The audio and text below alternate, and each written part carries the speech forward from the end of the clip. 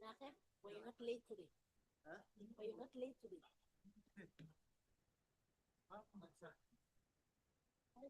The last time. Baba late.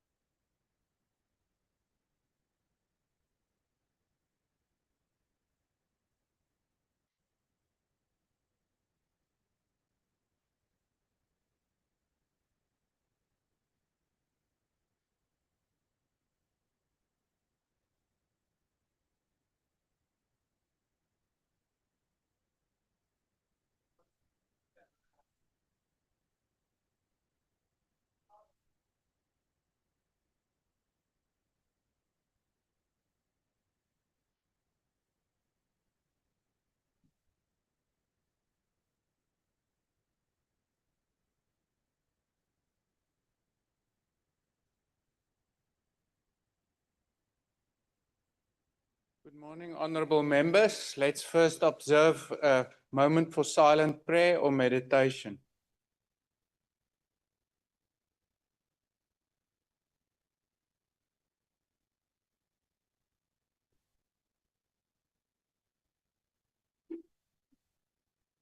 Thank you. Please be seated.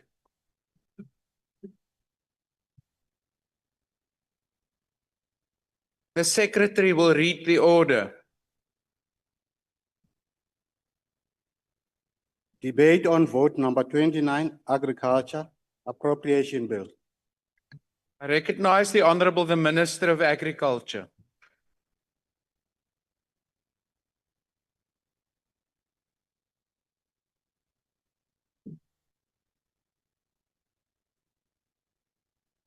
House Chairperson, honourable members of the Portfolio Committee, Deputy Minister Tapa, esteemed colleagues, stakeholders, guests and fellow South Africans.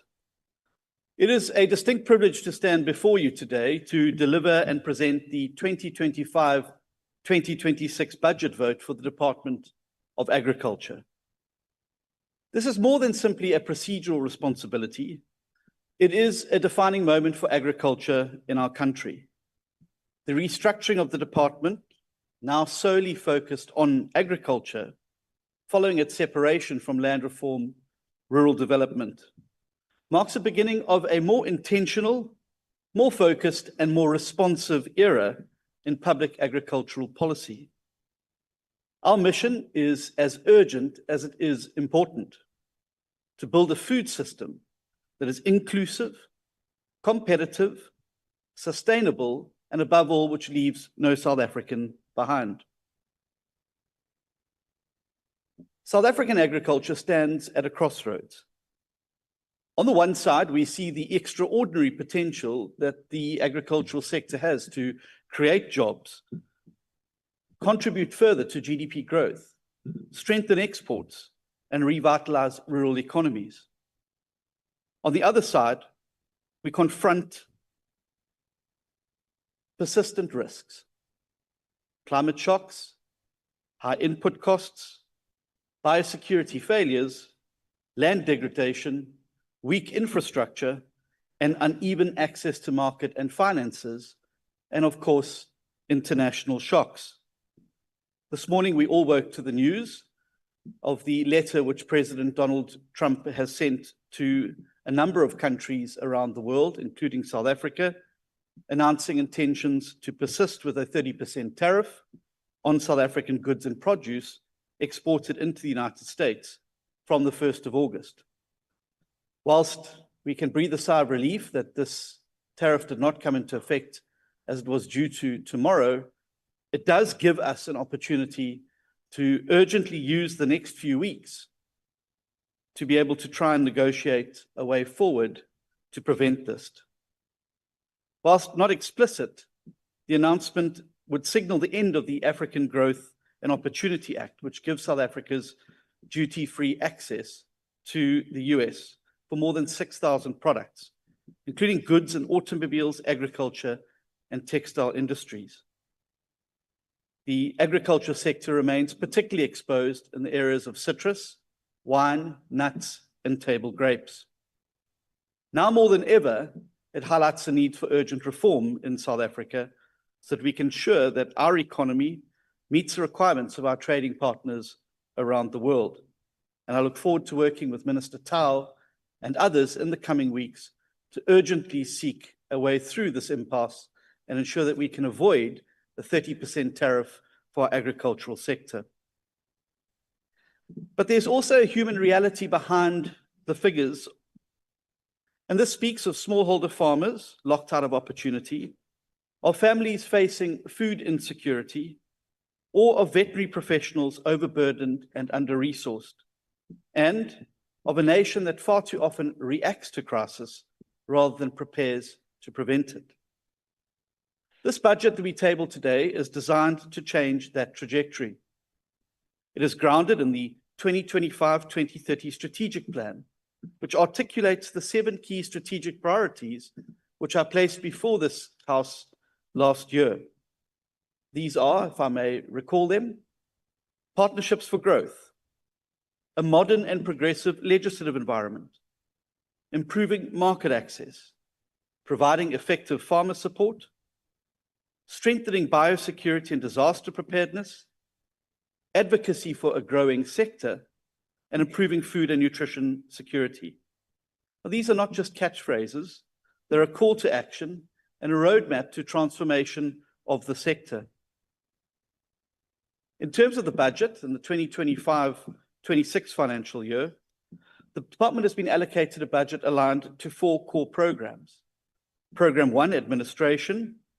Program 2, Agricultural Production, Biosecurity, and Natural Resource Management. Program 3, Food Security and Support. And Program 4, Economic Development, Trade and Marketing. Each program will be executed with a focus on impact, value for money, reduction of wastage, and intergovernmental coordination. Let me now detail some of these key interventions. Under Programme 1 administration, we cannot talk about delivery until we have built a capable and ethical state. We are busy finalizing a new macro structure after the separation from the Department of Land Reform and Rural Development and streamlining key systems. We're aiming to increase our digital integration from 18% to 30% by 2030.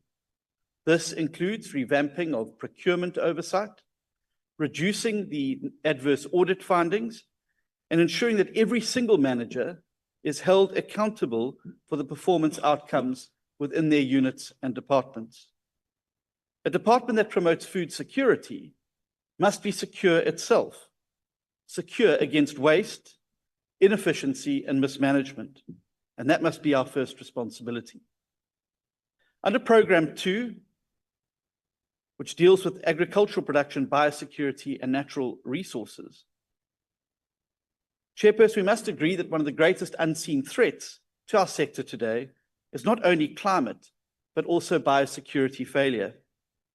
The 2023 avian flu outbreak taught us that.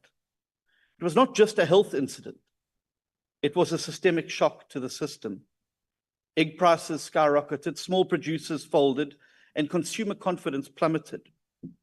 Today, as we also face an outbreak of foot and mouth disease, and we face concerns around swine flu and other livestock diseases. Let me be very clear, biosecurity is not only a veterinary issue. It is a national priority, and it is as important to our future as electricity, roads, water, and sanitation. We are therefore establishing the Biosecurity Council with a whole of society mandate to coordinate public, private, and community responses in a better way.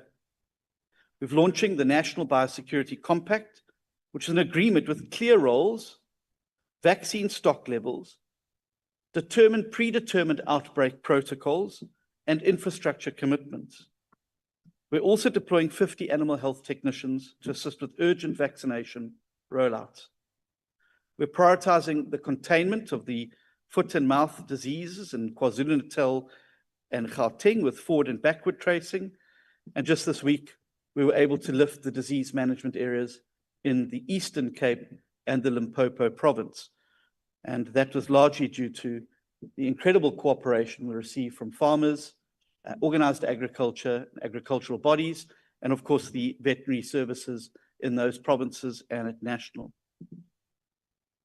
We are strengthening the oversight and capability at Onderstepoort Biological Products to address backlogs and modernize production. And I want to pay a particular thanks to the committee chairperson for their relentless, dogged oversight of that particular facility as well. And I'm convinced that with enough pressure from the ministry and from the portfolio committee, we will see the turnaround at OBP that we all want. We're also expanding the partnerships with the University of Pretoria's National Biosecurity Hub, enhancing surveillance, SPS capacity, as well as graduate training. This will strengthen our ability to manage future outbreaks before they escalate. The Climate Change and Adaptation and Mitigation Plan will improve water use efficiency, promote drought-resistant crops, and reinforce resilience among smallholders and emerging producers. These are the essential survival tools in a rapidly warming climate. Programme 3 deals with food security and support. Now, food security is not an aspirational goal. It is a daily crisis for millions. According to the National Food and Security Survey released by the department last year, only 36.5% of our households are food secure. Nearly 18% experience severe food insecurity. These are not just figures, they're expressions of a child going to bed hungry, of a parent sacrificing meals, of dreams deferred. And to respond, we're implementing the 2024-29 National Food and Nutrition Security Plan, coordinated with health, education, social development, and environment. We'll be scaling up school gardens and community food hubs, as well as encouraging home production. And we are promoting neglected and underutilized species. Over 66,000 farmers have received training, and over 3,000 of our agricultural graduates have been placed through our internship programs. We're in the process of integrating all 11 agricultural colleges into the higher education system to ensure that they become centers of excellence and the hubs of producing the farmers of tomorrow. This is also a budget for youth. As I said at the Biosecurity Summit, the future of agriculture will be decided by the next generation. Not only those who receive the land, but those who study climate-smart techniques, monitor disease outbreaks, and build data systems for traceability. And that is why we're opening up pathways for young people into veterinary science, extension services, agri-tech, and on-farm learning. Let us empower them to build a new kind of agriculture, one rooted in science, community, innovation, and opportunity. Program 4 deals with economic development, trade, and marketing. And we're very proud of our record in this regard. 258 billion rand in agricultural exports in 2024 alone. But this will not continue unless we protect and expand market access. We've also seen how important the agriculture sector is for our GDP, being the largest contributor by sector in the first quarter of this year. And so we will be focusing on not only expanding existing markets, but looking continuously for new markets. Some of the policy interventions that we will have for the 2025-26 years to finalize the Fertilizer and Stock Remedies Act, launch the Agricultural Digital Platform with the FAO, and operationalize the Producer Support Portal. We'll be hosting Agricultural Extension Weeks, reigniting technical support at the farm gate level. Now, no matter how sound our strategy is, we cannot succeed if our institutions themselves are broken. And that is why we're introducing a ministerial oversight framework with biannual performance and audit reviews, improved accountability of all boards within the sector, ensuring alignment with the decadal plan. Consequence management for non-performance has to be essential. Entities like the ARC, OBP, the PPECB, and the NAMC exist to deliver, not just to drift. So, Chairperson, this budget is more than just a set of figures. It is a statement of intent, a commitment to build a new kind of inclusive agriculture, an agriculture that is youth-driven, science-based, climate-smart, and, importantly, inclusive. An agriculture that understands that the farmer in Lebogang or Lesikisiki is just as vital to our food system as the CEO of a global agri-export firm. We are not starting from scratch. We are building on the strengths of a sector that already works, that is already organized, but that is hungry to grow. As President Mandela famously said, and I quote, "After climbing a great hill, one only finds that there are many more hills to climb," unquote. As a department, we are ready. So let's climb together. I'd like to take this opportunity before I close to thank the Portfolio Committee for their vigorous oversight and interactions, and also to thank my Deputy Minister for her endearing and continued support, both in committee but also out in the communities. She is always a constant reminder that the best laid plans of government mean nothing unless they are inculcated at a community level. I'd also like to thank the senior management of the department, the DG and DDGs and his team. I'd like to thank my staff and the ministry for ensuring that, by and large, we get kept on course. And I'd also like to thank Organized Agriculture, who constantly are a provider of support and advice in the sector. We are very, very lucky as well to be blessed with the best farmers and farm workers in the world. And they really are the envy of all of the international countries that I've traveled to. It is incredible that they are able to compete against heavily subsidized economies in an environment where they are not subsidized, but are still able to come out on top in many sectors. Chairperson, I hereby table the budget vote for the Department of Agriculture. I thank you. Thank you. The next speaker is the Honourable Pule.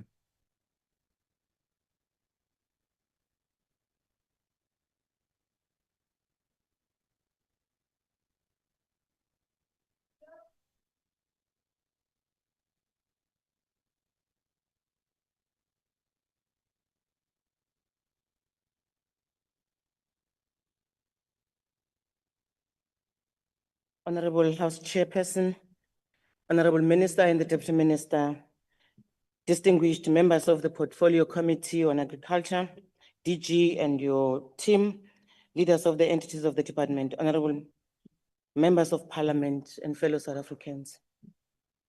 Thank you for the opportunity to present the report of the Portfolio Committee and contribute to this vital debate. As we consider the 2025-26 budget vote for agriculture, I rise on behalf of the African National Congress to reaffirm our unwavering commitment to food security, robust support for smallholder, subsistence farmers, and the equitable allocation of resources across our agricultural sector. Our constitution enshrines the right to sufficient food and calls on government to achieve it. In that spirit, the Department of Agriculture's core purpose is precisely to lead and support sustainable farming to achieve economic growth, job creation, and above all, food security, rural development, and transformation in our countryside. This is the framework guiding all our rural development efforts. The ANC has long recognized that food security is fundamental to the well-being of our people and stability of our nation. One of the three critical focus areas in our current term is ensuring food security by strengthening agriculture in rural areas, boosting production and creating jobs. We are meant to turn these words into action, Honorable Minister and Honorable Deputy Minister. This budget continues to prioritize food security initiatives from community and school nutrition gardens to commercial food production schemes, while also easing the cost of living by expanding VAT-free food basket so that rising prices do not deny our people nourishment. In line with the Freedom Charter's enduring call for food to be plentiful and no one shall go hungry, our aim is to achieve zero hunger through both increased food availability and affordability. Honorable Chairperson, food security is not achievable without active inclusion of our thousands of small-scale and subsistence farmers across the country. The ANC championed these farmers as the key to transforming our agricultural landscape and bringing previously excluded communities into the economy. We back this commitment with tangible resources. Over the past 5 years, through flagship support programs such as the PASP and Ilimali Tsima, I'm sorry, Honorable Chair.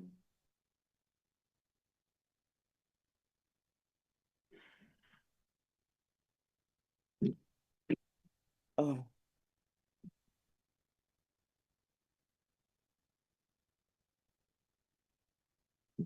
That's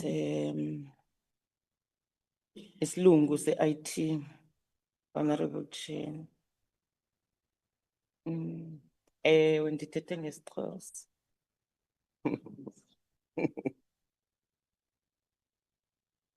Okay, thank you very much.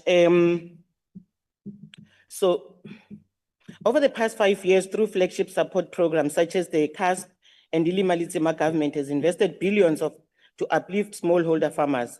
For example, between 2019 and 2020 and 2023-24, CASP alone spent 6.66 billion on over 2,100 projects, benefiting nearly 60,000 smallholder producers and creating over 21,700 jobs, while the Ilimali Tsima program invested 2.61 billion to support roughly 297,000 subsistence farmers, smallholder farmers, creating over 81,000 jobs in the process.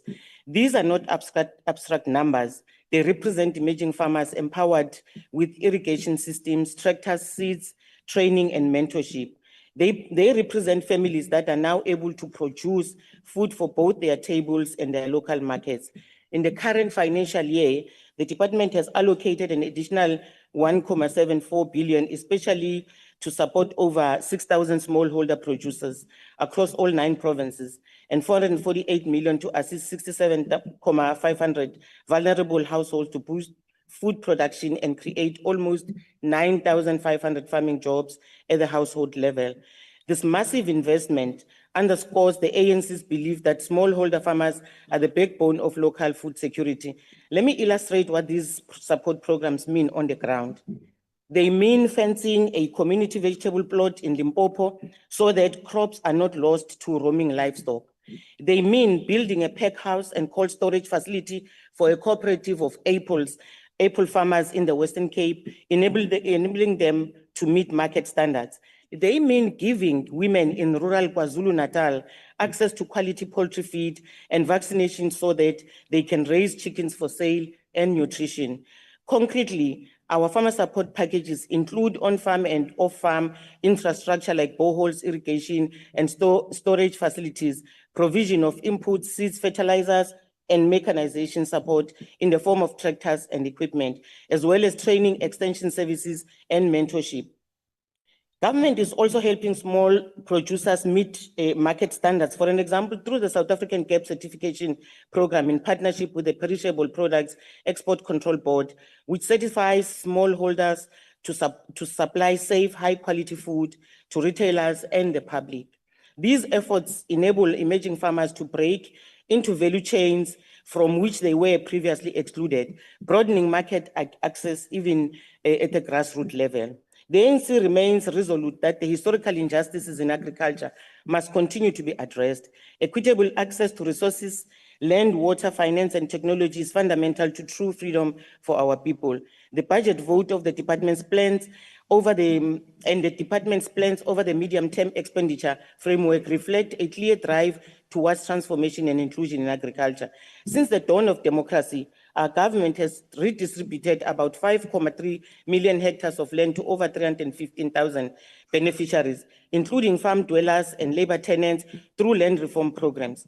This land redistribution, alongside affirmative procurement and broad-based Black economic empowerment measures, is transforming the face of farming by bringing thousands of Black farmers, many of them women and youth, into the sector.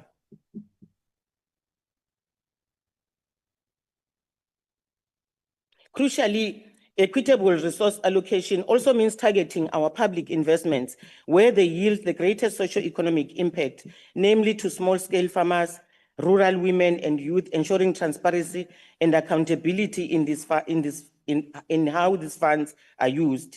We as the Portfolio Committee are concerned about instances where funds which are meant for farmer support did not reach intended beneficiaries. We will tighten oversight so that grant funding flows only to provinces with proper plans and robust reporting, Minister and Deputy Minister. We will not tolerate any misappropriation that robs our farmers of the support they are due. The ANC is backing up commitments with good governance because every rand in this budget must translate into plows in the fields and food on the table. As I conclude, honorable members, we confront the reality that South Africa, like many countries, has been buffeted by global crises, from pandemics to conflicts, which have driven up food prices and tested our food systems. Yet, thanks to the resilience of our farmers and the support of proactive government measures, we have remained food secure as a nation, although we still need to do more to produce food for all South Africans, especially the vulnerable. We are a net exporter of many agricultural products, and even in the challenging times, agriculture has continued to create jobs and opportunities. Honorable Chairperson, the ANC is determined to deepen these gains because agrarian reform is integral to social justice.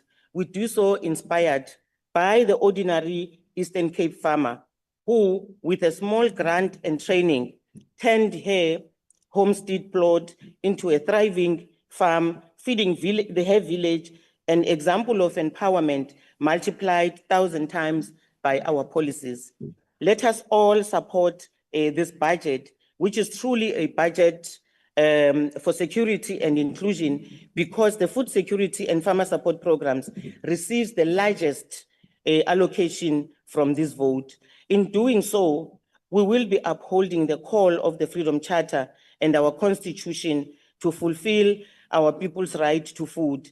The ANC-led GNU will continue to ensure that the fruits of our land are shared by all, not just a few. Working together, government, farmers, big and small, and communities, we will ensure South Africa's food sovereignty and sovereignty and eradicate hunger once and for all. Honorable Minister, we call upon yourself and the Deputy Minister to handle the issues that arose from the land bank. All the calls that are done to the Portfolio Committee and to yourself, so that the blended finance scheme finds a way to be able to assist farmers that are needed to be grown into commercial farming. If we don't do that, Honorable Minister and Deputy Minister, we are going to have a problem. So I'm calling upon, on behalf of the Portfolio Committee, that you deal with those issues together with the Minister of Finance. Honorable Chairperson, I would like to thank you. Thank you. The next speaker is the Honorable Mkitam.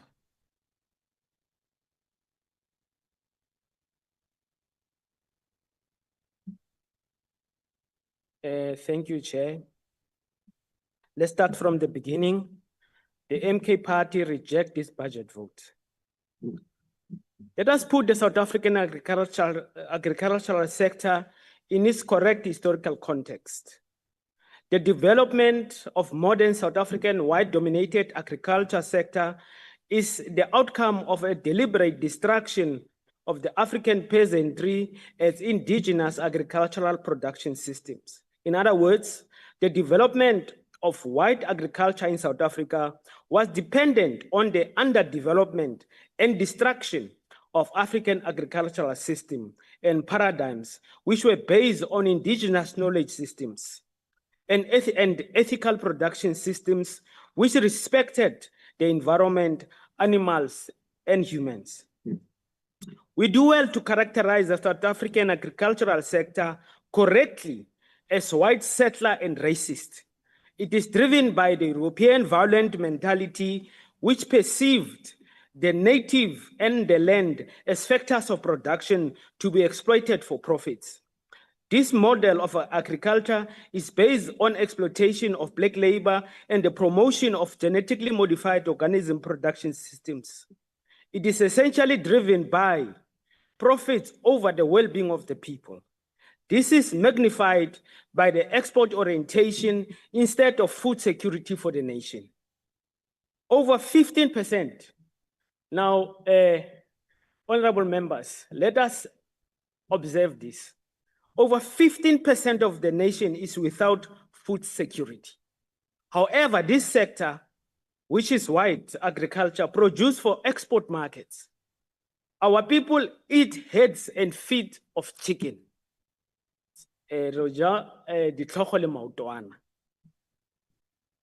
Driven by the anarchic capitalist logic, the South African export maize on the one hand and import maize on the other.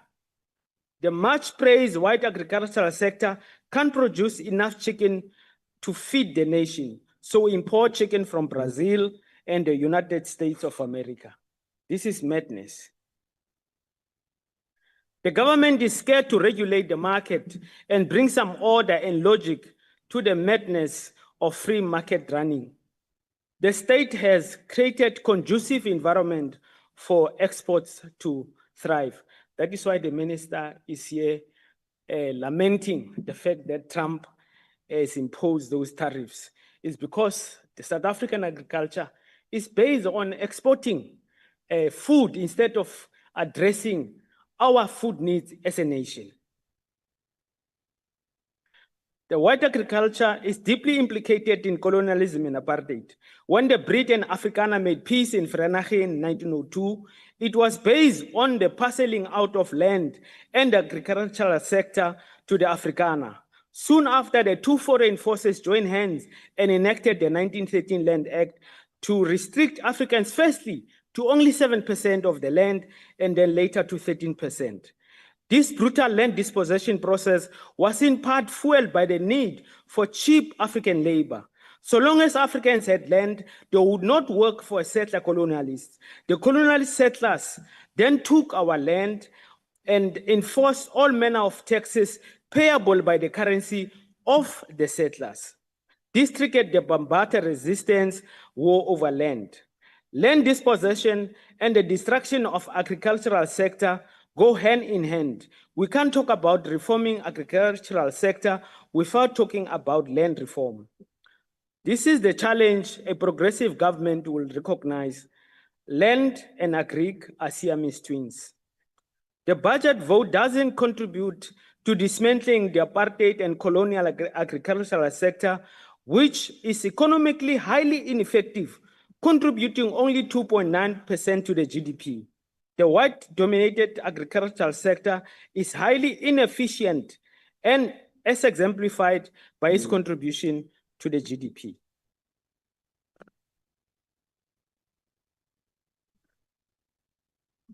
If anything, this budget vote should have addressed the plight of the 5,000 currently unemployed agricultural professional assistants. The department sends our children to agricultural colleges. When they finish, they are sent home to be destroyed by unemployment. This is a betrayal of our children and confirmation that this department serves white agriculture at the expense of Black needs. The sad thing about these 5,000 Black young professionals is that the portfolio committee has committed to supporting them. It is minuted. But right now in this budget, we are talking about supporting about 320 instead of the 5,000. This is a serious betrayal of these young Black people, which were sent to colleges. They got the education. Now they are sitting at home. We must all bow our heads in shame. All the entities under the department are biased towards supporting white commercial agriculture. This includes exports and the vaccine production and distribution. The Department of Agriculture needs a massive transformation process in order to serve the interests of the 2 million Black small-scale farmers. This department is a tool of global and local white agricultural elites. Right now, the department spends billions in litigation on behalf of global multinationals who team up with local white agriculture to systematically poison the nation with GMO crops. Why is the department standing with these killers instead of defending the nation? Europe, China, Russia have basically stopped feeding their people GMO maize. Not here. We eat GMO in the morning, at lunch, and dinner. Little wonder why people are so sick. The national budget goes to this systematic poisoning of our people for profits. Until the agricultural paradigm is changed to more sustainable, healthier organic production, it will be unethical to support this budget. Local-driven agricultural models are possible. There's the jewel in Makatini Flats in KwaZulu-Natal. With systematic support, the area can kickstart a massive rural development and modernization process. But there is no vision or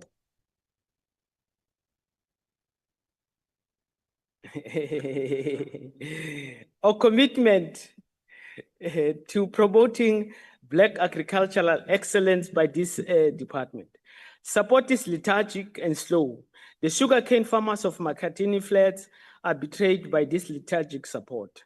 It must be asked, Minister, where is the 10% commitment of the national budget to go to agriculture as agreed in Maputo and many subsequent meetings of the AU? Thank you, Honorable Mkitam. Your time is now Okay, but expired. reject this budget vote. Thank you. Honorable Smith.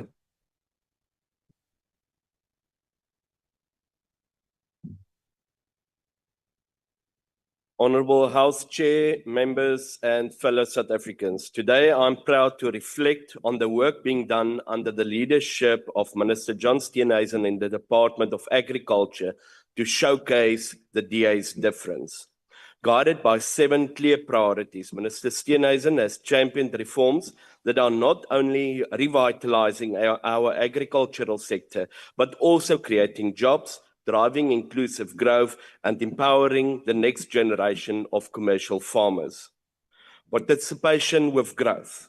At the core of his approach lies a firm belief in public-private partnerships. Minister Steenhuisen has forged strong ties with businesses such as Unilever that not only train but also ensures a sustainable market for 100 emerging farmers of herbs and peppers in Josini, KZN. The partnership with SAB, integrating emerging producers into its Corona lime supply chain, is a shining example of how inclusive value chains can uplift emerging farmers while sustaining local economies. These partnerships have created pathways to profitability and job creation, showing that transformation and productivity can go hand in hand. Legislative and regulatory review. Minister Steenhuisen understands that innovation cannot flourish under outdated laws. That's why he announced a comprehensive review of outdated legislation, regulations, and administrative systems. These reforms include laws governing fertilizers and GMOs at the AVI Africa Conference. By cutting red tape and modernizing agricultural regulations, we are clearing the way for biotech innovation, safer food systems, and a faster product development, all essential ingredients for a competitive and modern economy. Improved market access. Access to markets determine whether a farmer thrives or fails. This year, under Minister's leadership, we celebrate the reopening of apple exports to Thailand, ending a 16-year hiatus. Our trade reach has also expanded into China, Vietnam, and the EU through enhanced phytosanitary protocols and streamlined export systems. These gains don't just grow exports, they sustain agri-processing jobs, foreign income, and rural development. Effective support for farmers. Support must be practical, not patronizing. The blended finance scheme has unlocked 5.8 billion rand in capital for 381 emerging commercial farmers, empowering them to grow beyond survivalist operations. Through the PPECB Market Readiness Program, over 300 smallholder farmers were trained in export certification and compliance. These exports are building a new class of agri-entrepreneurs who are job creators, not just land recipients. Strengthened biosecurity. Nothing threatens rural livelihoods more than disease outbreaks. Minister Steenhuisen has taken decisive steps towards national biosecurity by tightening regulations once he identified loopholes that allowed industry players to get away with serious violations in movement of animals out of disease areas. He also initiated a first-of-its-kind mass vaccination program to contain threats of avian flu and foot and mouth disease, with this protecting billions in agricultural value and jobs that depend on it, particularly in the livestock and poultry sector, where emerging farmers are most vulnerable. Advocacy for growth. For a growing sector. Agriculture does not operate in isolation. It depends on efficient ports, secure roads, and access to energy and digital infrastructure. Minister Steenhuisen consistently advocates for improvements in rural infrastructure, port operations, and broadband access.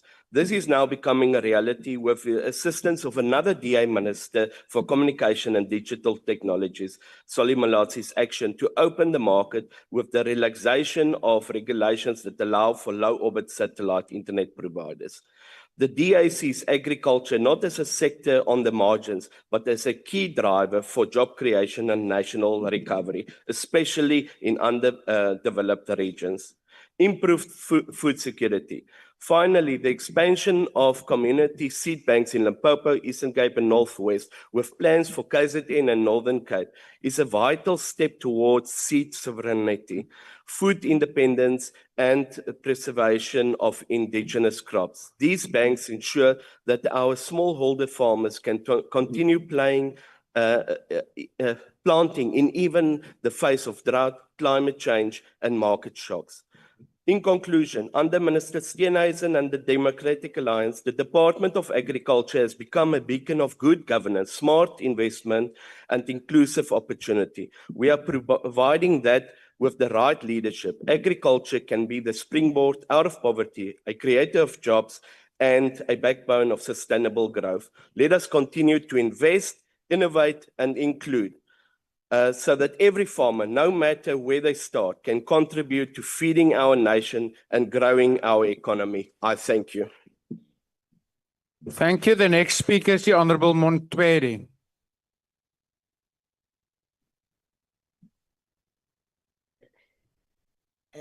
Thank you very much, House Chairperson. The previous speaker comes here, continue to sing songs of praises to individual DA ministers, living capable Black professionals in the department, because without them, the minister will not achieve whatever that is in this budget. House Chairperson, the EFF does not support this budget vote. The budget vote fails to appreciate the challenges faced by the agricultural sector and does not bring any tangible solution to addressing such.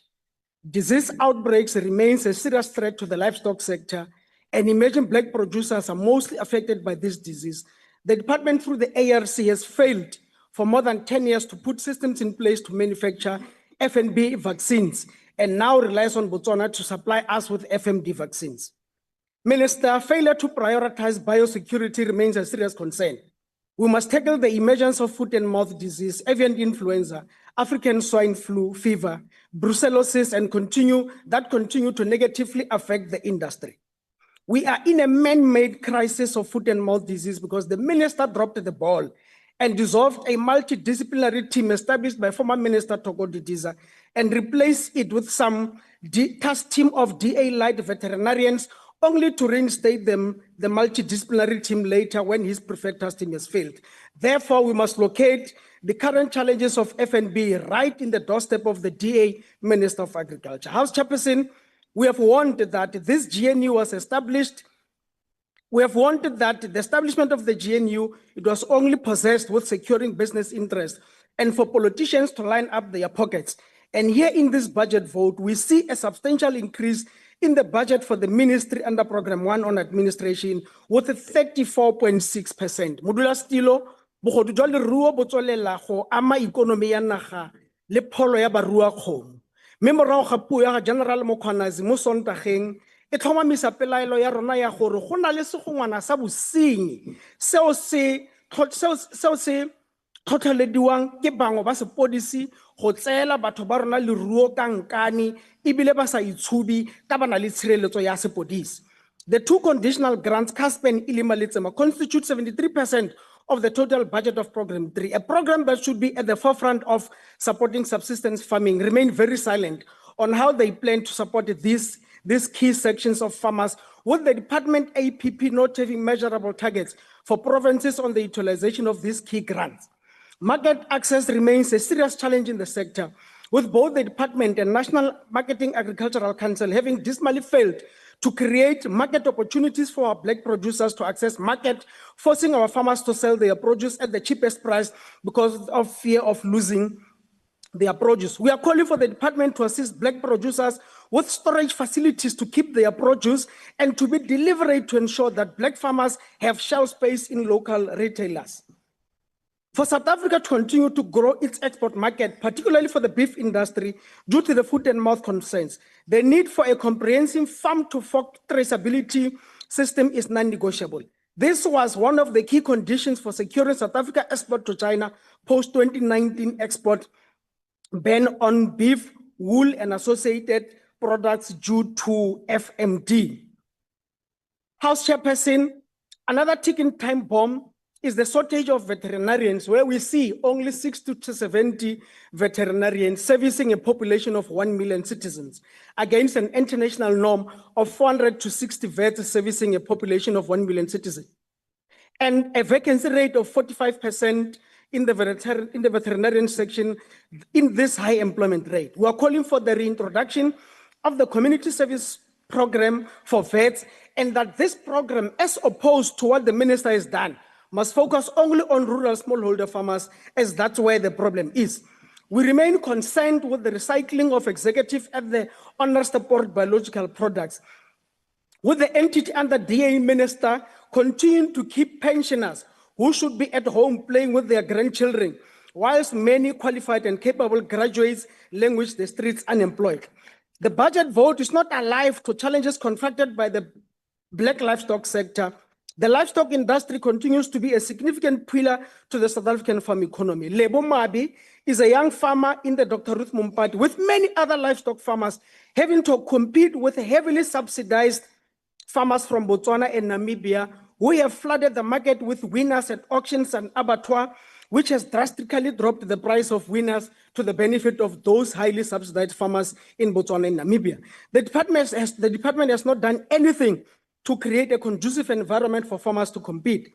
The budget board fails to put agricultural colleges at the center of excellence in agricultural development. Agricultural colleges are collapsing for the last and been neglected for the last 30 years. We are calling for the finalization of agricultural college to a status of an institutions of higher learning, a process that started some 12 years ago and not completed thus far. We are calling for the minister to ensure that all agricultural colleges have trading accounts and that the issue of articulation is urgently addressed, and for the linking of agricultural colleges to academic financial year. Land Bank received the largest transfer from the Department of Agriculture, having dismally failed to account to the department. We want to thank all political parties that supported the EFF motion without notice for Parliament to review the location of Land Bank as an entity of the Department of Finance. The EFF rejected this budget vote. Thank you very much. Thank you. I now recognize the Honorable Inkosi Kebekulu.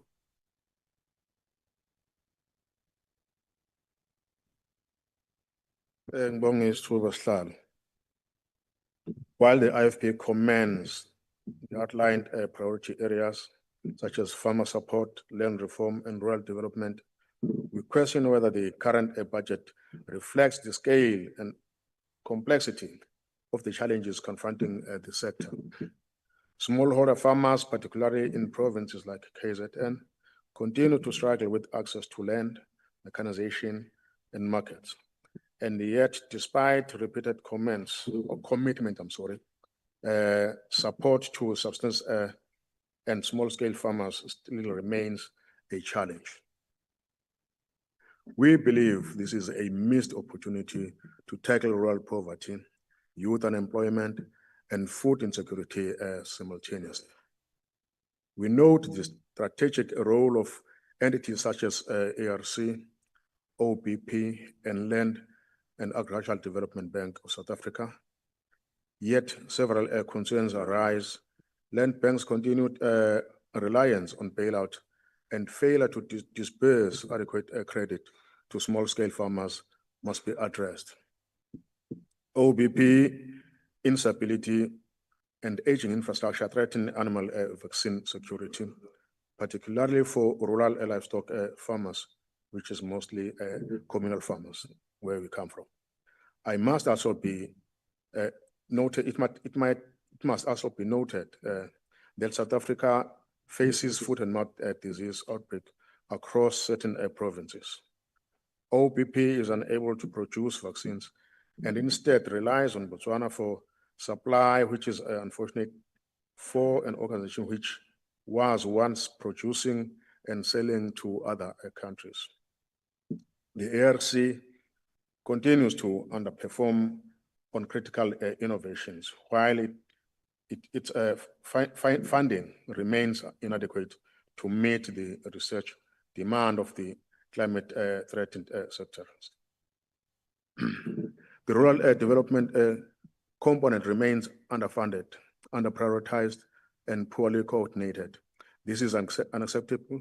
We need visible integrated rural development zones, centers of local agricultural production, processing, and trade, connected to national infrastructure and supported by technical extension officers.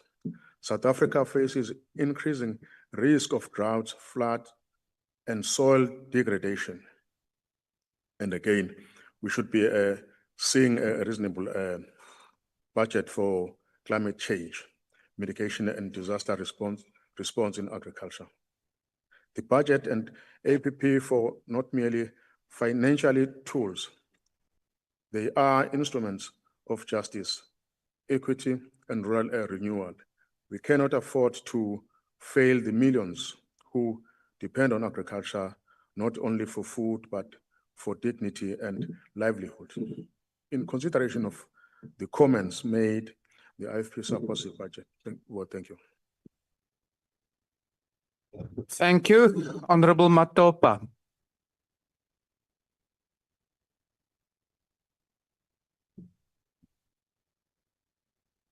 Thank you very much, House Chair, honorable members, ladies and gentlemen. Agriculture remains the backbone of our economy and a critical sector in addressing poverty, unemployment, and food insecurity. This budget represents a vital step towards transforming the agricultural sector, empowering smallholder farmers, and ensuring food security for all South Africans. We welcome the budget's focus on supporting 180,000 subsistence and smallholder producers and advancing the commercialization of 300 smallholder farmers through the blended finance model. These initiatives must be implemented with urgency and transparency to ensure tangible benefits reach those who need them most. However, we call for the following key interventions to strengthen this budget's impact: National Agricultural Marketing Council, transparency on food prices. We urge the National Agricultural Marketing Council to proactively provide policymakers with clear, actionable data on food pricing to help keep food costs as low as possible. In these trying economic times, South Africans cannot afford unchecked price increases. The National Agricultural Marketing Council must play a more active role in monitoring and advising on measures to stabilize food prices for consumers. Agricultural Research Council, empowering smallholder farmers. The ARC must prioritize the inclusion of smallholder farmers in its skills and technology transfer programs by equipping emerging farmers with modern technologies, research-backed knowledge, and sustainable practices. We can unlock their potential and integrate them into the mainstream agricultural economy. Accelerating food security and blended finance support. The commitment to support subsistence and smallholder farmers must translate into real, on-the-ground results. We demand strict oversight to ensure that financial support through the blended finance model reaches intended beneficiaries efficiently without unnecessary bureaucratic delays. The Patriotic Alliance e dumela gore temothuo ga se fela lekala la batsayakarolo ba bagolo ba kgwebo, mme ke tsela ya botshelo ba dimilione tsa maAforika Borwa. This budget must be a tool for radical inclusion, ensuring that small-scale farmers, rural communities, and ordinary citizens benefit from our nation's agricultural potential. We support this budget with expectations that it promises will be delivered without fail. Let us work together to make food security a reality and build an agriculture sector that serves all South Africans. I thank you. Thank you, Honorable Dr. Boshoff.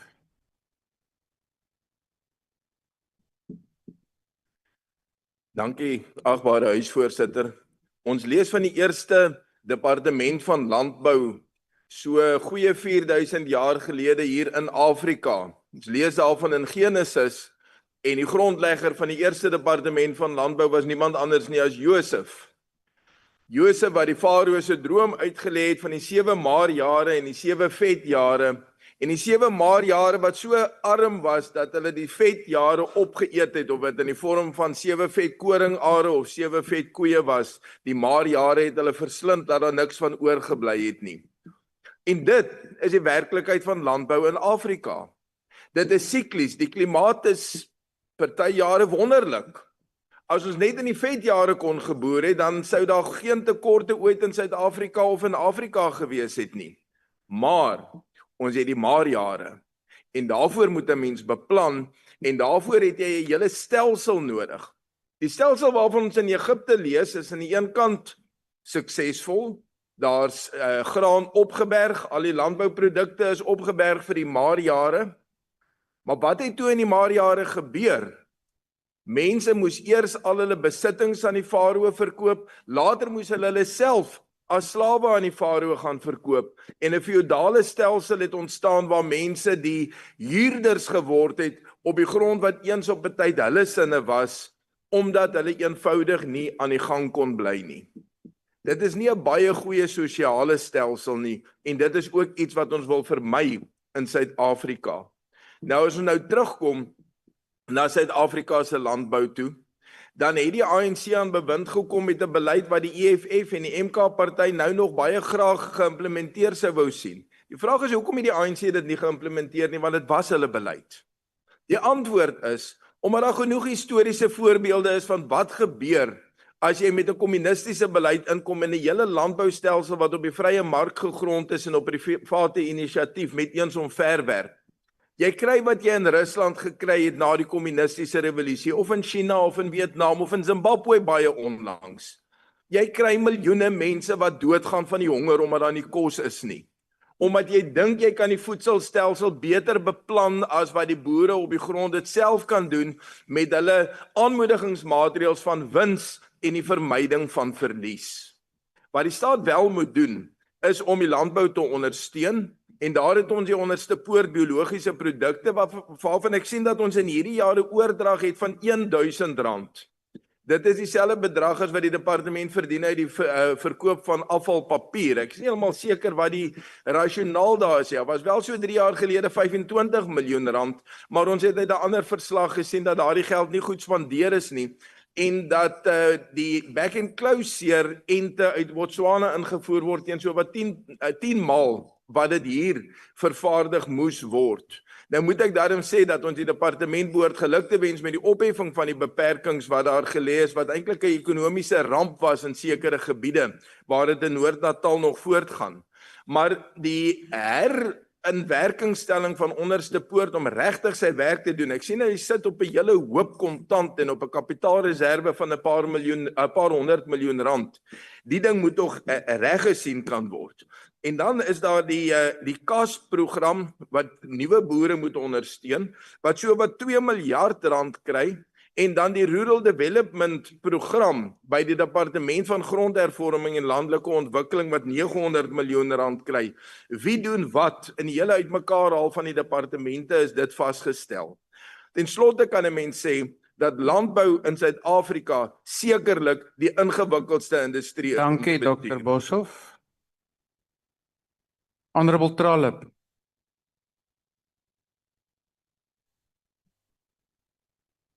House Chair, Action SA thanks the committee, the chairperson, and the support staff for the compilation of this report. We will consider supporting this budget. For a department that supports the only sector to show any meaningful growth in the first quarter of this year, one would venture that it deserves a greater allocation from the fiscus.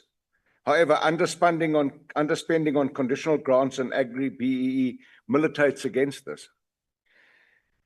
These gains, however, are related more to good fortune, good rains, rather than good governance. And the resilience of the commercial agricultural sector that has become resilient and self-sustaining due to the fact that they get little to no departmental support outside of some market access assistance and advocacy.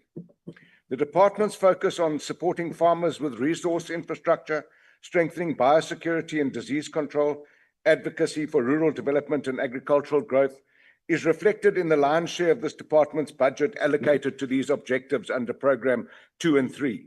Program 2 is responsible for biosecurity, inspection, quarantine, plant and animal production. This remains severely underfunded and is a matter of concern. And just for the record, China and Russia do use GMOs. It also focuses on natural resources and disaster management, focusing on sustainable land management and land care, which deals with control of erosion and conservation. This is neglected at our long-term peril. An objective and honest assessment of these responsibilities would recognize that the department's performance in these regards is suboptimal, to say the least. This means that our finite and primary production resources are not adequately protected, and our local and export markets are vulnerable to disease outbreaks, which is the greatest threat to economic growth and job creation and consumer health and safety. Here we wish to raise the alarm that the ARC and OBP are seemingly out of their depth and cannot fulfill their responsibility. The recent announcements about the lifting of disease management areas for foot and mouth disease in the Eastern Cape and Limpopo are welcomed. But the biosecurity risks related to foot and mouth disease remain high, and recent recognition and acclaim given to the responsible manager in a portfolio committee is premature, especially as we rely on the importation of vaccines from a neighboring country that is our greatest competitor. This is a major risk area. Critical lack of veterinarians and animal health technicians only compounds the poor performance of the ARC and OBP. If this sounds unfair, allow me to quote from Malcolm X, who said, "I'm for truth, no matter who tells it." Program 3 deals with food security and support. Our committee's oversight and my personal experience, reinforced by the Auditor General of South Africa, showed that CASP and Elima Litsima grant funding programs are literally metaphoric black holes or siphons for wasteful expenditure with very little effort of real transformation, improved agricultural production, and infrastructural resource support. Hence our over-reliance on imports, and that is going to come at a major cost with the new 30% tariff imposition by the USA. There are just too many examples of wasteful expenditure. Support programs and funding don't reach beneficiaries timelessly, and bureaucratic carelessness compromises improved production and transformation endeavors. This too we observed at our oversight endeavors. The partnership with the Land Bank through the blended finance scheme is a matter of serious concern, not only because they don't even bother to report on the use of funds transferred to them, but the department transferred to them by the department as per the Auditor General of South Africa. What we witnessed firsthand was detachment and questionable value for money in the acquisition of farms for land reform beneficiaries. This needs urgent remediation. Thank you. Thank you. The next speaker is the Honourable the Deputy Minister of Agriculture.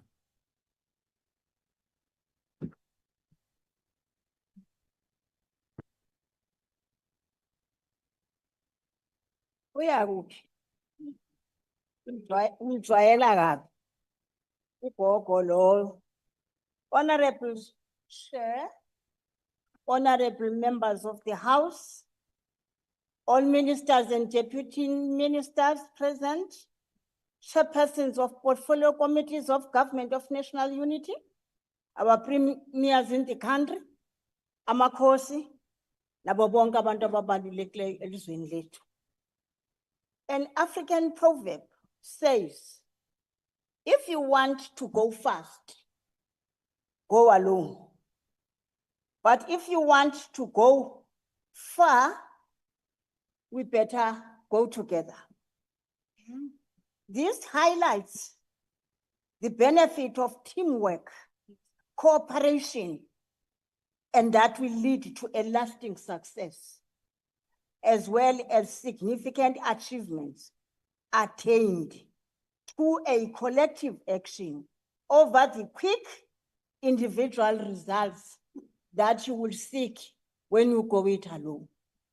I would want to add, honorable members, that it does not help to go to a team doing a teamwork and pick a few and then appraise them and say they are doing the best, as if they were alone.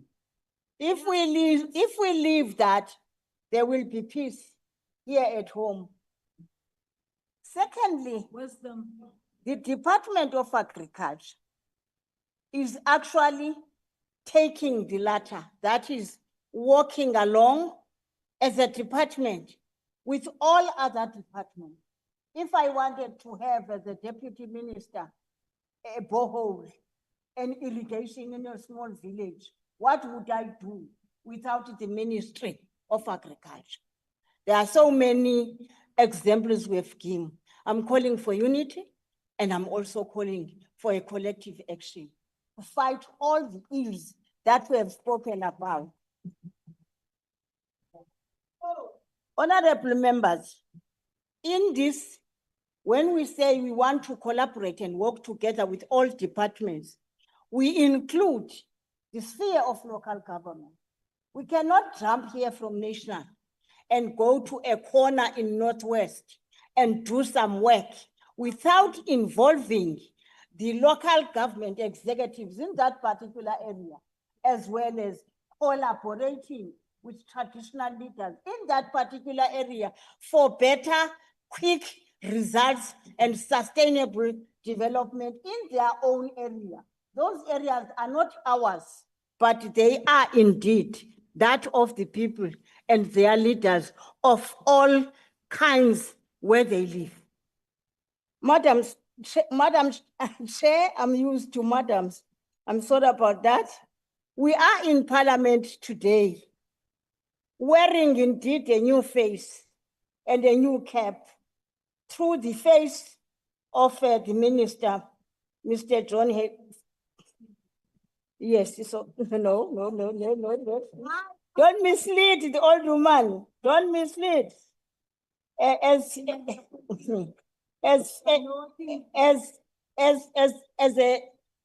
are now a reconfigured department, having finalized our divorce, but a very nice one, with the Department of Land Reform and Rural Development. We are coming now as that Department of Agriculture.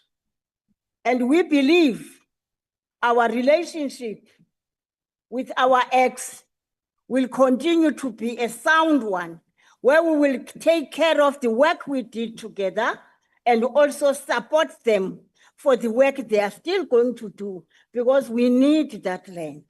And as the Department of Agriculture, we stand firm that whenever there is an indication that land will be handed over to a particular claimant, we will be there, understanding what the needs are and actually developing that land for the benefit of the poor.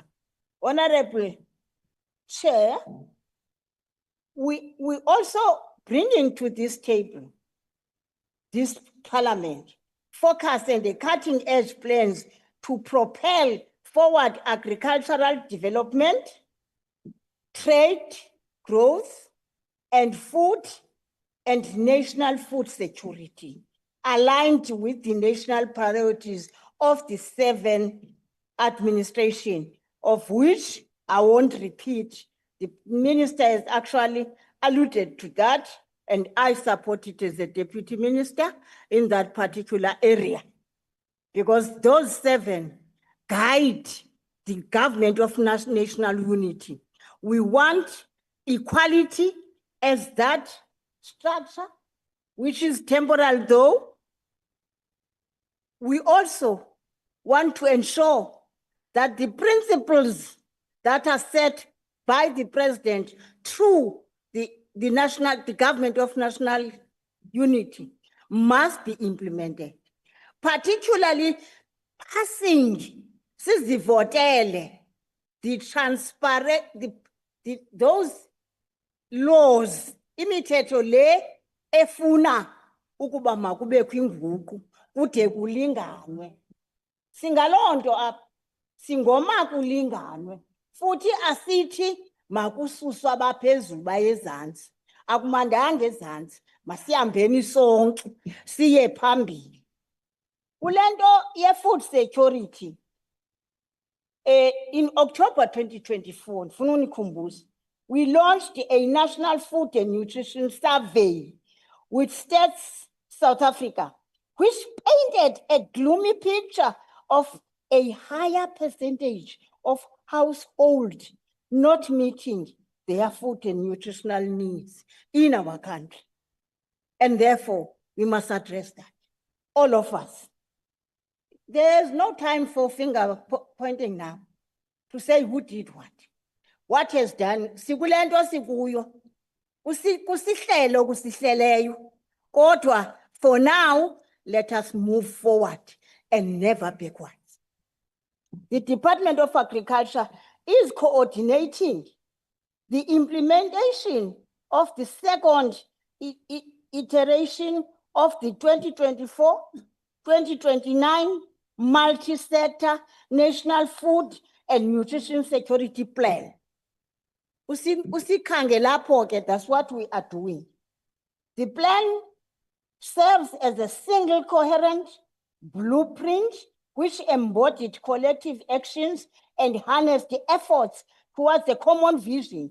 I repeat, common vision, which is to realize the right to food for all citizens in our continent as per our constitution. As part of the United Nations Food System Transformation Initiative that culminated in a food system summit in 2021 in South Africa in partnership with the United Nations, Food and Agriculture Organizations, FAO, is coordinating the rollout, inclusive, multi-stakeholder implementation of food system and pathways. I really appeal to you. Good ladies and gentlemen. Lento yegadi ayidifuna amabhiliyoni. Ndingakupha imbuzi pha. I've got seeds from my own garden, from my pumpkins. Let us start with what we can do. Makungabikho mzi ungena gadi. Umuntu ongangami ongena gadi, masiyeni khona, siyomncedisa. Nami ningandincedisa kodwa mina ndithengi kuhle. I never buy food, and I will never. That is my actual orientation and socialization. Never buy what you can produce. I look at people pushing trolleys. There's pumpkin, there's cabbage, there's spinach. Oh, of course. Which ones? Where will we get funds to do that? The little we have, I'm not saying we have enough, honorable members, but if the social grant, when you go to collect yours, you carry also what you will sell to those who are coming to collect as well. So let us wake up. The time is not against us, but we are calling indeed as a member of this house, also as a member in the Department of Agriculture. I say the district development model implementation, which is taking place, though undermined in various areas, in 44 districts. Thank you, Deputy Minister. Metros. Your time is now expired. Approach to address service delivery changes. Diabulela. Nihambe kakuhle sobonane emasimini. The next speaker is Honorable Thring.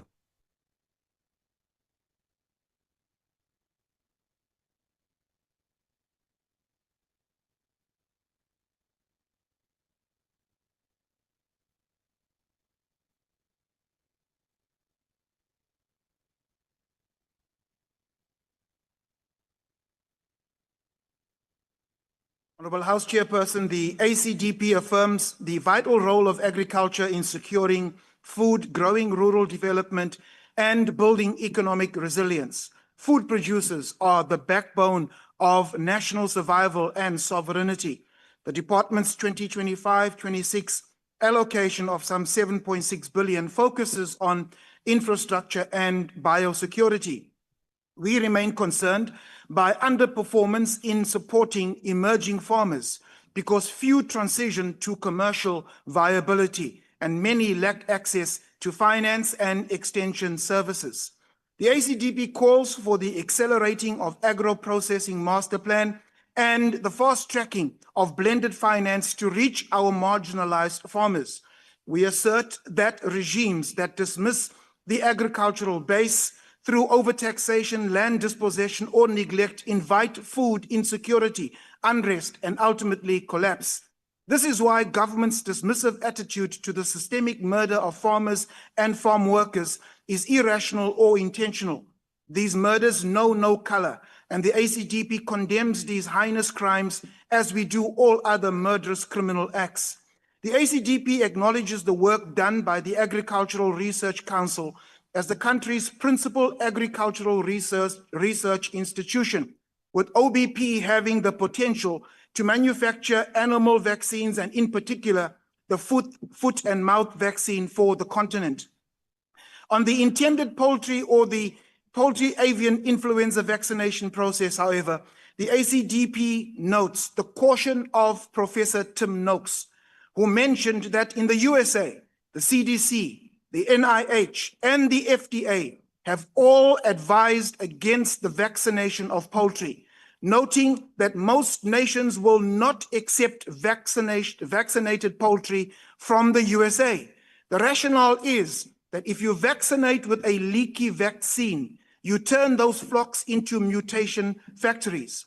One of the 3 vaccines given to our poultry, the vector immune recombinant DNA vaccine, places a live turkey herpes virus into a chicken, affecting the chicken's DNA. On the 6th of June this year, poultry vaccination began. 3 weeks later, on the 1st of July, bird flu was detected amongst our poultry. The ACDP would like to know the specifics of these poultry vaccinations. What are the contents and what is their efficacy? Are they mRNA vaccines? Have longitudinal studies been conducted on the effect of these vaccines on humans? As kingdom builders, the ACDP calls for a just agricultural economy rooted in good governance and ethical stewardship. And until we obtain answers to our questions, the ACDP will not support this budget vote. Thank you. Thank you. Is the UDM participating in this debate? If not, then I recognize the Honorable Ghana.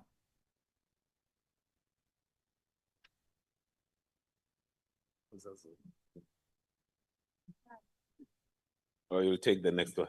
All right.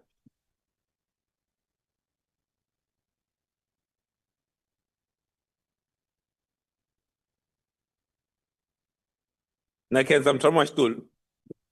Honorable members, fellow South Africans. This morning, I rise for the South African farmer.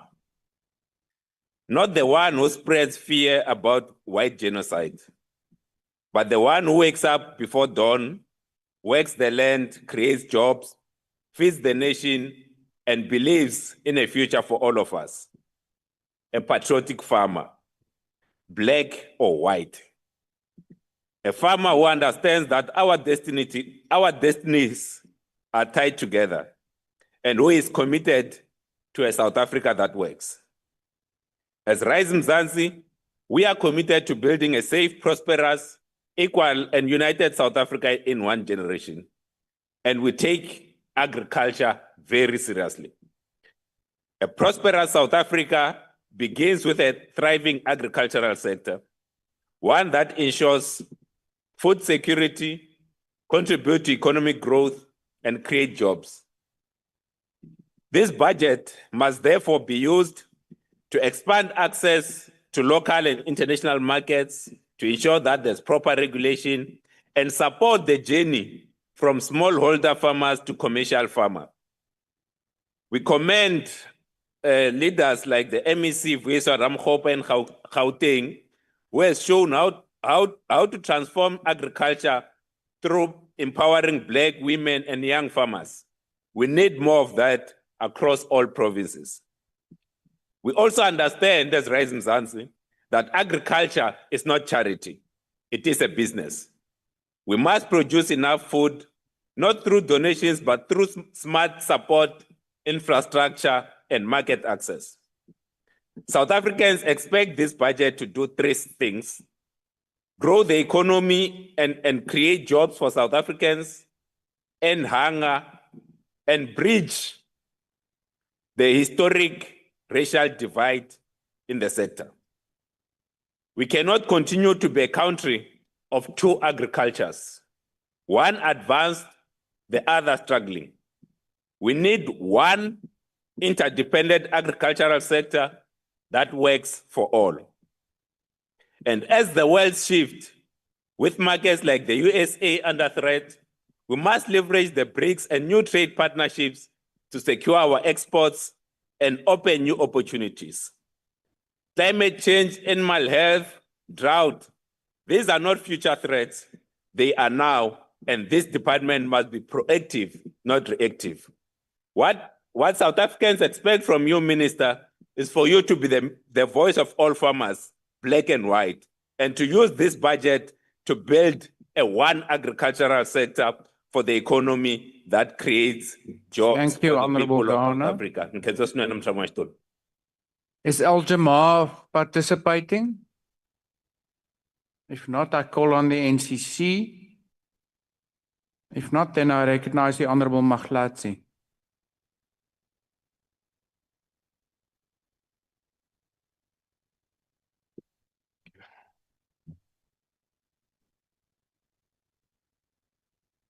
Thank you, Chairperson. Otto, Africa. The United African Transformation rise in opposition to Budget Vote 29. We did not reject agriculture.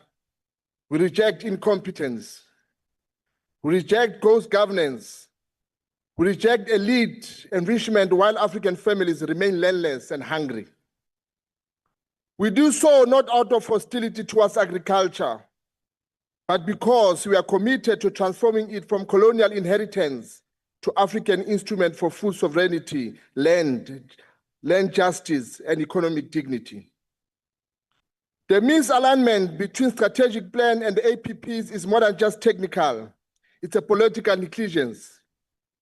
How does the department claim to fight hunger, yet exclude full self-employment and export growth from its measurable targets? The Agri-BEE Fund, designed to transform the sector, still has no monitoring and evaluation framework. What are we funding if we cannot measure the impact? Chairperson, the governance failure are appalling. The National Agriculture Marketing Council Board expired in May 2025 and remain without replacement. This is shameful. The Land Bank continues to receive billions, even as it dodges quarterly reporting. The blended finance scheme is funded without accountability. We must ask, who is benefiting while the poor starve? On budget allocation, again, the numbers betray the rhetoric. Program 3, food security and agrarian support, suffer budget cut despite the department claiming food security is a national priority. Meanwhile, 2.9 billion, 88% of this budget is transferred to provinces and the Land Bank with no clarity on how it will be spent or monitored. This is not decentralization, it's a delicate dysfunction. Worse still, 179 million was turned unspent last year when rural communities in Limpopo, the Eastern Cape, and KwaZulu-Natal go to bed hungry. It is not because we lack funds, but because we lack agency. Where is the plan to address our agricultural human crisis, with thousands of unemployed agricultural graduates, yet the department could only hire 230 extension officers? South Africa faces a critical shortage of veterinarians, but there is no training on the pipeline, no retention plan, no coordination on the Department of Higher Education and Training for foreign qualifications. Program 4, it's unaccountable black hole. 3. Thank you, Honourable Maglatsi. Your time has now expired. The UAT reject this vote. Patni mambo. Thank you, Honourable Oukamp.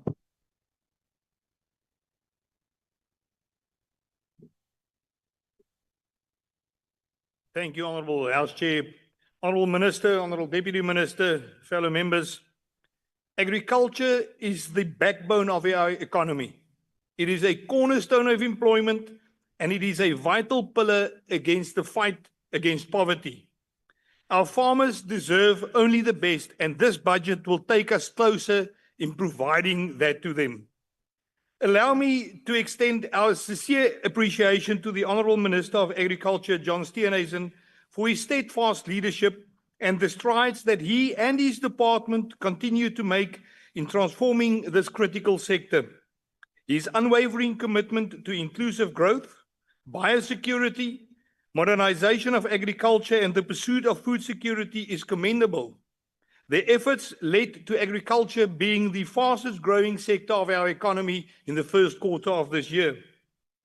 This appropriation, Honourable Chairperson, represents more than a monetary commitment. As Minister Steenhuisen has said, it is a statement of intent. It is a call to action to ensure food security, to support smallholder producers, to enhance biosecurity, to expand markets, and to develop a sustainable infrastructure. However, it is also a budget that demands accountability and strategic execution. The Minister, as well as the committee, has rightly emphasized the urgent need to address South Africa's biosecurity crisis, particularly the recurring of the foot and mouth disease outbreaks. Our national herd, and by extension our food security, is under threat, whilst the Agricultural Research Council and Honest to Poor Biological Products have for many years regrettably failed to live up to their core mandates. The ARC's delay in constructing the foot and mouth disease vaccine facilities is a national embarrassment. It is shameful that over a decade after first receiving money, we still have to import foot and mouth disease vaccines from Botswana. These failures led to livestock farmers being left vulnerable, exports being lost, and rural economies suffering. While we commend the efforts of OBP to address backlogs and install new freeze dryers, the reality is that OBP is not meeting its vaccine production targets and continues to underperform. OBP's GMP certification project is years behind schedule, and management instability persists. Honourable Chairperson, the risks that outbreaks such as the current foot and mouth disease outbreak poses to food security and jobs in our country showed us once more the importance of getting these vaccines manufacturing facilities completed as soon as possible. The risks associated with not being able to provide these vaccines and proper biosecurity far outweigh the cost required to complete these facilities. We therefore welcome Minister Steenhuisen's undertaking to continue to liaise with the Minister of Finance to consider reprioritization of funds from underperforming programs and non-critical activities to address biosecurity challenges. Despite these and various other challenges, we must commend the Minister and his department for their strategic alignment with the medium-term development plan. The Minister's commitment to modernizing legislation, supporting smallholder producers, unlocking landfill production are key levers for inclusive economic growth, and his focus on increasing participation in agriculture by upcoming farmers of all races, expanding market access, and investing in biosecurity and infrastructure is visionary. Geagte voorsitter, al hierdie dinge kan egter nie gebeur vir solank as wat ons land se boere voortdurend aangeval word nie. Plaasmoorde, landelike veiligheid en veediefstal moet behoorlik aangespreek word. Dit het tyd geword dat plaasmoorde as 'n prioriteitsmisdryf verklaar word. Ons boerderygemeenskappe is onder beleg. En die wreedheid van hierdie aanvalle is nie net 'n menslike tragedie nie, dit is 'n bedreiging vir voedselsekerheid, vir landelike stabiliteit en ons nasionale moraal. Die DA wil minister Steenhuisen loof vir sy optrede om hierdie dringende saak ter in sy gesprek in die FSA met president Donald Trump in die Withuis aan te spreek en die wêreld daarop te wys dat die veiligheid van ons boere nie onderhandelbaar is nie. Die parlement moet nou ook voortgaan om dit te prioritiseer. Honourable Speaker, this budget vote is more than a balance sheet. It is a blueprint for our country's agricultural future. It is a call to renew our institutions, to restore accountability, and to reinvest in our farmers who put food on our tables, especially now with increase in export tariffs from the US that were announced yesterday. Let us support this appropriation with a clear understanding that oversight must be vigilant, that performance must be measured, and failure, where it occurs, must be addressed without fear of favour. Agbare voorsitter, landbou is nie net ons verlede en ons hede nie, dit is ons toekoms.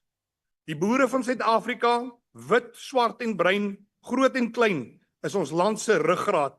En ons is dit aan hulle verskuldig om seker te maak dat ons hierdie begroting tot hulle voordeel sal aanwend. Met die leiding van minister Steenhuisen is ek oortuig daarvan dat ons daarin sal slaag. Ek dank u. Dankie. The next speaker is the Honourable Davids.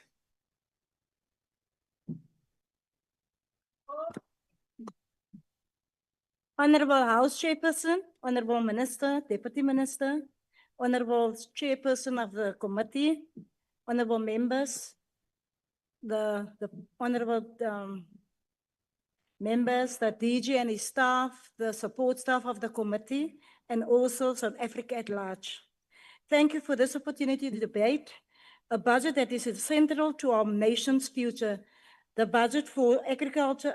I rise on behalf of the ANC to speak about market access, transformation, and economical growth in the agricultural sector. Agriculture is not just an economic sector, it's the heartbeat of rural development, a source of jobs and dignity, and a key pillar in achieving food security and inclusive growth. Over the past few years, the sector has shown resilience and growth despite global shocks between 2019 and 2023. Agriculture value-added output grew by over 25%, creating more than 113 jobs, and expanding exports by 47 billion. This performance is no accident. It is outcomes of deliberation, people-centered policies championed by the ANC-led government. Yet we know that growth alone is not enough if it does not include all our people. The dual structure of our agricultural sector will, with a small group of large commercial players and a vast majority of struggling emerging farmers, must be transformed. We must break this divide under ANC leadership. Transformation is not an option. It's a moral and economical imperative. Central to this effort is the Agricultural and Agro-Processing Master Plan, a landmark social compact adopted in 2022.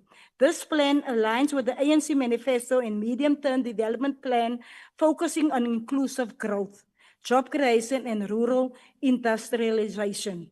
This AAMP addresses value chains commodity by commodity, identifying barriers and unlocking opportunities for emerging black farmers. We are already seeing impact in the food industry. We have supported black growers to expand pack houses and entered in export markets. The Maluti Apple project is a shining example of transformation in action, where black farmers now contribute to both local supply and exports. On the international front, our agricultural diplomacy is opening doors. South Africa advocates avocados are now exporting to Japan, China, and India. We have secured new markets for beef in Iran and fresh produce in Vietnam. These breakthroughs empower our farmers, especially new entrants, to benefit from high-value global markets.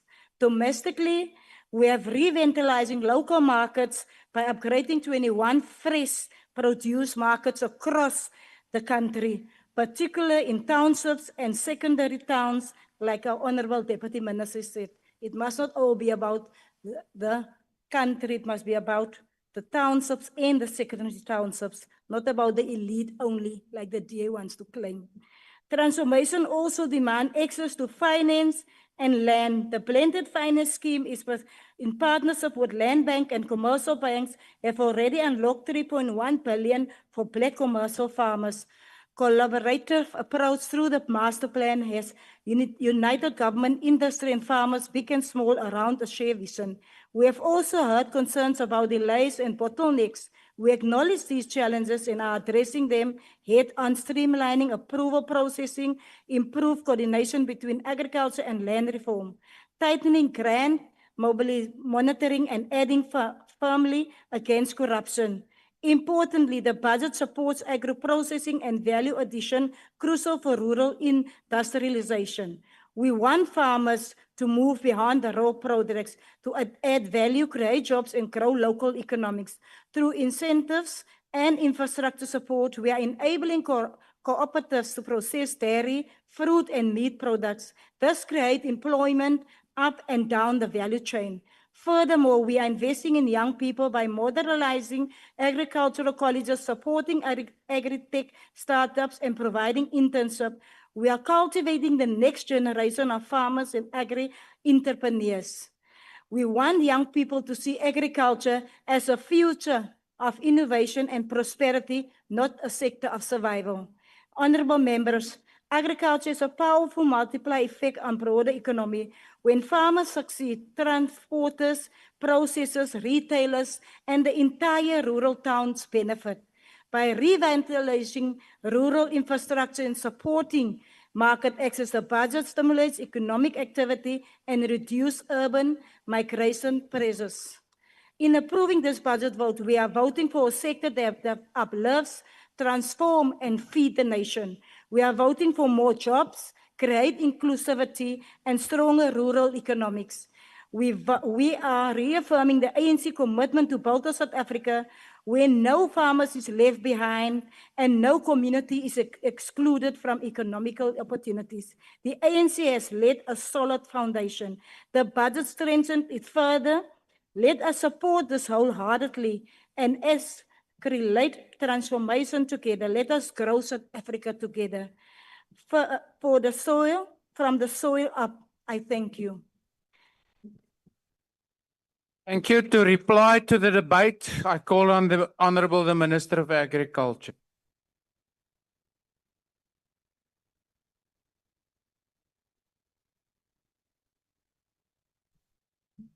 House Chairperson, thank you very much. I only have 5 minutes, so it's impossible for me to respond to every single one of the points made, but I do thank the honourable members for their contributions. Are you?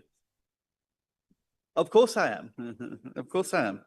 Okay, yeah. But thank you very, very much for the inputs made by members from across the spectrum. Some clearly more useful than others, but I will try and deal with some of the key themes that were raised. Look, we have a problem with foot and mouth disease in South Africa. I hate to disappoint the Honourable Montfredi, however, that he can't land at my door. Unless I was born in 1892 when the first outbreak happened, or whether I was around in 1903 when the Camperdown outbreak happened, or in 2000 when the Northern KwaZulu-Natal outbreak happened, or in 2016 when the last and current batch was with us. It is a disease that has been endemic in South Africa, and it is endemic in Buffalo, and that's why provinces like KwaZulu-Natal and Limpopo are particularly difficult to get under control. Letting the red line go was a big mistake, and adopting a lax approach to biosecurity has set us back clearly. And that is why one of the key 7 pillars that we've determined in the department is biosecurity is everybody's responsibility. In highlighting that, I want to say that vaccines are just one tool in a far bigger toolkit that is required to deal with biosecurity outbreaks. There is an entire chain that starts with surveillance, starts with the legislature and regulatory environment. And you've noticed we put out a new gazette on regulations around movement of animals and auctions. It involves surveillance, it's veterinary services, it's quarantine measures, and vaccination. So it's just one part of the toolkit that's required. And we have to get the entire toolbox right if we're going to ever get on top of biosecurity going forward. I agree, there is a problem with veterinarian shortages in the country, and it's impossible to dispute that. But I also think we need to understand that the Constitution makes veterinary services an exclusive area of provincial legislative competence, not a national competence. Our national competence on veterinary services is to deal with the regulation of the industry. That being said, however, we cannot sit back as the national department and just say it's not our responsibility. And a number of interventions are taking place. I don't know where the Honourable Montfredi got the idea that community service had been scrapped. It absolutely has not been scrapped. Never once, not ever. It is still in place, And we use that system to ensure that rural areas are covered by veterinary services. Do we have enough vets? Absolutely not. Is the department doing what it can do within its resources to ensure we can meet the challenge? Absolutely. The Honourable Imkama talks about the GMO issue. Let me be clear. GMO is not a function of departmental decision-making. The GMO Act was passed by Parliament, and our department's job is to implement the law as decided by our Parliament. And I am bound by that to do so. So if, Honourable Imkama, if you are unhappy with the way the GMO situation is currently managed, there is an opportunity for you to bring a private member's bill in the House, and I would encourage you to do so. But until the law changes, I'm duty bound to implement the law. Nkosi Sibetulu, thank you very much for your input there. I would remind members that the projects are derived from the ground up. Our department, the National Department, provides tranches to provinces. And so in provinces like KwaZulu-Natal, it's up to the Provincial Department of Agriculture to identify those smallholder projects, to identify them and to then make the case for them so that they can receive the funding that they require. And I'm very happy to work with you and the MEC in KwaZulu-Natal to ensure that we can address that. OBP remains a huge concern, and that is why the committee and the ministry are both so exercised in ensuring that we get on top of it. I'm also very encouraged by the fact that the ARC is working on a South African vaccine that will cover the SAT1, 2, and 3 strains of foot and mouth disease, so that we will in the future be able to ensure that we are self-sufficient when it comes to access to vaccines. Thank you very much for the debate, and look forward to taking many of these issues up further within the committee. And I would encourage members to submit written questions or oral questions should they require further elucidation. Thank you very much. Thank you. Honourable members, you are reminded that 2 debates are scheduled to take simultaneously place today at 2 o'clock. The Home Affairs budget vote debate will be held in this chamber, the Good Hope chamber, while the tourism budget vote debate will take place in committee room M46 in the Marx building. That concludes this debate in the business of this mini plenary. This mini plenary will now rise.